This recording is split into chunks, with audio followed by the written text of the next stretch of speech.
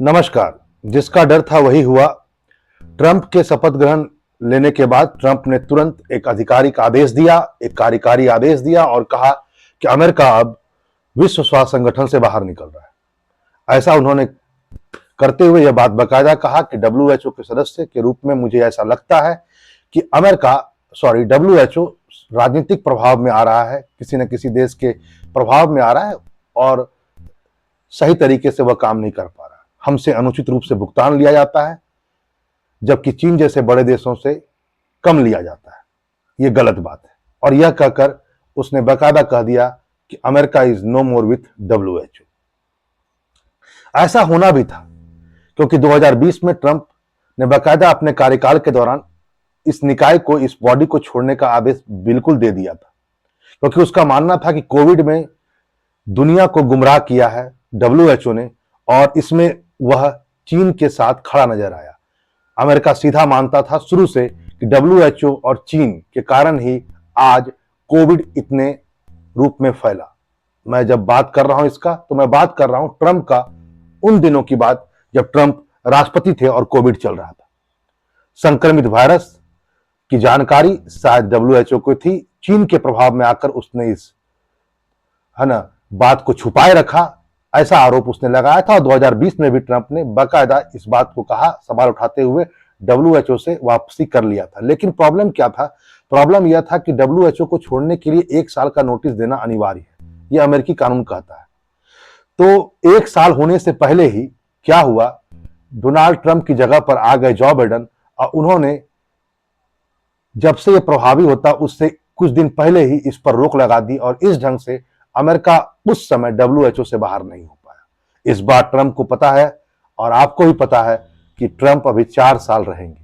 यदि ट्रंप इस डिसीजन पर बने रहते हैं, क्योंकि मैंने पहले ही कहा अमेरिकी कानून ये बात कहता है कि डब्ल्यूएचओ छोड़ने से पहले 1 साल की नोटिस देनी होगी। तो यदि इस 1 साल में ट्रंप का हृदय परिवर्तित नहीं होता है तो शायद अमेरिका पूरे समय के लिए, या मैं कहूं हमेशा के लिए, डब्ल्यूएचओ को छोड़ देगा। ट्रंप के निर्णय के बाद, जैसा कि आपको पता है, यह निर्णय में चीन शामिल है, क्योंकि चीन के एक तरह से कहा जाए डब्ल्यूएचओ पर जिस ढंग से चीन का प्रभाव को बताते हुए इससे पहली बार भी ट्रंप ने ऐसा ही काम किया था और इस बार भी उन्होंने कुछ ऐसा ही बात बोला। अब ये बात भी अपने आप में हास्यास्पद है कि चीनी राष्ट्रपति समारोह में होने के बावजूद भी डब्ल्यूएचओ को इस ढंग से छोड़ना और चीन को बोल करके छोड़ना अमेरिका के चेक एंड बैलेंस की नीति को बताता है। और यह बताता है कि दिल में कुछ और है, मुंह पर राम हो सकता हो लेकिन दिल में छुरी है। चीन ने बाकायदा इस पर अपनी प्रतिक्रिया दी है। उसने कहा है कि हमें जरूरत इस बात की है कि हम डब्ल्यूएचओ को मजबूत करें, न कि कमजोर करें। ज्यादा न बोलते हुए संतुलित टिप्पणी दिया चीन ने। यहां पर इस बात को भी आज आपको जानना जरूरी है कि अमेरिका डब्ल्यूएचओ को योगदान देने वाला, वित्तीय योगदान देने वाला सबसे बड़ा देश है। 18% का योगदान देता है। अब आप समझ सकते हैं। और विश्व की कई संक्रामक बीमारियां हैं, चाहे वो डब्ल्यूएचओ का मानना है खुद कि यदि अमेरिका इससे बाहर चल जाता है तो कई संक्रामक बीमारी जैसे टीबी हो, एचआईवी हो, एड्स हो, इससे निपटने में आगे चलकर खतरा हो सकता है, क्योंकि 18% का योगदान अकेले उसका है। यहां पर आज आप इस बात को भी जाने कि अमेरिका का ही एक फाउंडेशन है, कौन नहीं जानता है मिलिंडा और गेट्स फाउंडेशन को। विश्व का दूसरा गैर सरकारी संगठन है यह, जो डब्ल्यूएचओ को सबसे ज्यादा ऋण देता है, दूसरे नंबर पर। हाँ, लेकिन यह बात है, इसका ज्यादातर फंड पोलियो उन्मूलन में आता है। इनके कार्यकारी जो अधिकारी हैं, मार्क सुजमैन ने, उन्होंने एक्स पर कहा है कि इस निर्णय के बावजूद भी हम डब्ल्यूएचओ को पैसा देते रहेंगे और हमें डब्ल्यूएचओ कमजोर नहीं करना है बल्कि उसे स्ट्रांग करना है। यानी मिलिंडा और गेट्स फाउंडेशन इस निर्णय, अमेरिका के राष्ट्रपति के इस निर्णय के साथ लगते हैं, खड़े नहीं है।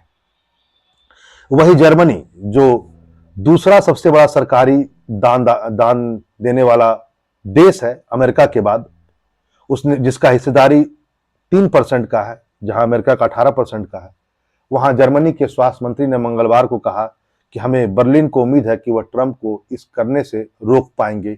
यानी अभी समय है, हो सकता है आने वाले समय में हम समझा बुझा करके ट्रंप को इससे वापस ला सकते हैं।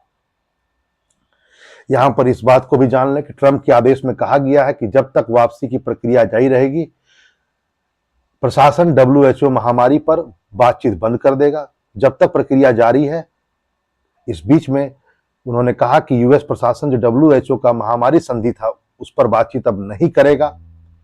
आदेश के अनुसार यह भी कहा गया कि WHO के साथ काम करने वाले अमेरिकी सरकारी कर्मियों को वापस बुलाया जाएगा, उन्हें फिर से नियुक्त अपनी जगह पर किया जाएगा।